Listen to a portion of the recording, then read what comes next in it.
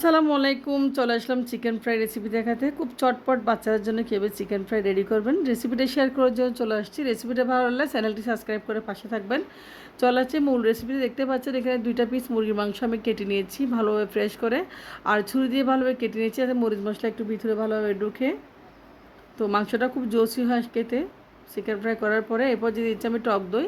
এখানে 3 টেবিল চামচ টক দই দিয়ে ভালোভাবে আমি মেখে নিচ্ছি মাংস দুটোটা, একটু ম্যারিনেশন করে এক পাশে রেখে দিব। চলে আসছি একটা মশলার পেস্ট রেডি করতে। দেখতে পাচ্ছেন এখানে আমি আদা রসুন পেঁয়াজের একটা পেস্ট রেডি করে নিয়েছি পানি দিয়ে বেটে। আর নিচে এখানে 1 টেবিল চামচ গরম মশলা, একদম ঘরোয়া মশলা আমি পেস্টটা রেডি করবো। নিয়েছি এখানে 1 টেবিল চামচ পরিমাণ হলুদের গুঁড়া, আর নিয়েছি মরিচের গুঁড়া 1 টেবিল চামচ পরিমাণ মতো, আর নিয়েছি দেখতে পাচ্ছেন টমেটো সস ঘরে থাকা একদম মশলা দিয়ে আমি আজকে পেস্ট রেডি করে দেখাচ্ছি। আর দিয়েছি এখানে দেখতে পাচ্ছেন লবণ। সবগুলো উপকরণ একসাথে আমি এখানে পেস্ট রেডি করে দিয়েছি চিকেন ফ্রাই করার জন্য। তো এখন ম্যারিনেশন করা চিকেনের উপর মাংসের উপর মশলাগুলো দিয়ে আমি ভালোভাবে মেখে এক পাশে রেখে দেবো আর 20 মিনিটের জন্য। দেখতে পাচ্ছেন তো মশলাগুলো ভালোভাবে মাংসের উপর দিয়ে হাত দিয়ে একটু ম্যারিনেশন করে নেব খুব সুন্দর করে, যাতে মশলা ভিতরে ঢুকে যায়। তো এরপর যে ম্যারিনেশন করা হয়ে গেছে দেখতে পাচ্ছেন, এবং উভয় সাইড দিয়ে হাত দিয়ে একটু এভাবে মেখে দিচ্ছি। আপনারা হাত দিয়ে মেখে দিবেন, তাহলে মশলাটা ভালোভাবে ভিতরে ঢুকে যাবে। তো বাচ্চাদের খুবই প্রিয় একটা রেসিপি চিকেন ফ্রাই, বাচ্চারা খুব পছন্দ করে এই রেসিপিটা খেতে বা চিকেন ফ্রাইটা খেতে। তো আপনারা ছটপট বাচ্চারা খেতে চাইলে এভাবে চিকেন ফ্রাইটা বানিয়ে দিবেন খুব সহজে একদম। দেখতে পাচ্ছেন ম্যারিনেশন করা হয়ে গেছে। এমন আমি চলে যাচ্ছি চুলায় একটা প্যান বসিয়ে দিয়েছি। প্যানটাতে অল্প তেল গরম করে নিয়েছি আগে থেকে।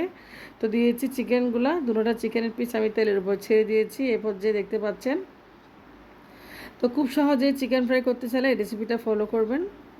রেসিপিটা ভালো লাগবে আশা করি। যারা ব্যাচেলার রয়েছেন হঠাৎ করে চিকেন ফ্রাই খেতে ইচ্ছে করতেছে, আপনারা চাইলে ঘরোয়া মশলা দিয়ে এভাবে চিকেন ফ্রাই বানিয়ে খুব সহজে পরোটা, নান এবং ভাতের সাথে খেতে পারেন।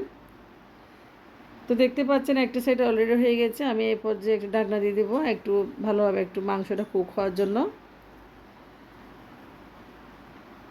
তো 10 মিনিট পর আমি ফিরে চলে আসলাম। দেখতে পাচ্ছেন মাংসটা অলরেডি একটা সাইড হয়ে গেছে এবং একটু উপর দিয়ে কুক হয়ে গেছে।